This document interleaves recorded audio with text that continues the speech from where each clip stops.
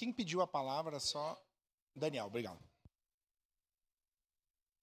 Antes é o vereador Sandro Fantinel. Senhor presidente, hoje foi um momento bastante atípico. Em primeiro lugar, eu queria parabenizar pela coragem que o senhor teve hoje. Eu sou uma pessoa que sabe reconhecer, e não importa partido. Coragem das suas palavras de hoje me emocionaram. Talvez eu não teria tido a coragem que o senhor teve. Parabéns, primeiro isso.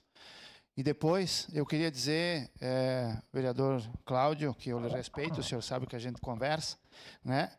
Que aqui, volto a repetir, como eu repeti muitas vezes, se chama parlamento. E o parlamento não é o grande expediente. O parlamento é o debate das discussões de projetos, emendas, moções e tudo aquilo que é decidido pela cidade. E vou citar mais uma vez aqui o nosso presidente Lucas, que uma vez nós tivemos uma conversa, se o senhor me permite, e o vereador me disse uma coisa, isso foi na outra legislação ainda, vereador. E o senhor me disse, Fantinel, nós não temos por que brigar, porque quem vota em ti nunca vai votar em mim. E quem vota em mim nunca vai votar em ti.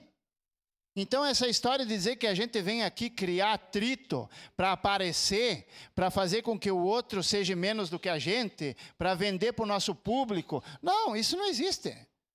Isso não existe. Já tem o lado. E essa é a casa do debate. Independente do debate que vier. Quem votou em mim, antes de votar em mim, me conhecia. Sabia quem eu era, do jeito que eu pensava, o que eu achava das coisas. E se eu represento bem esse povo, eu não estou fazendo demagogia. Eu estou fazendo a minha obrigação nessa casa. Voto sim, senhor presidente. Obrigado, vereador Sandro.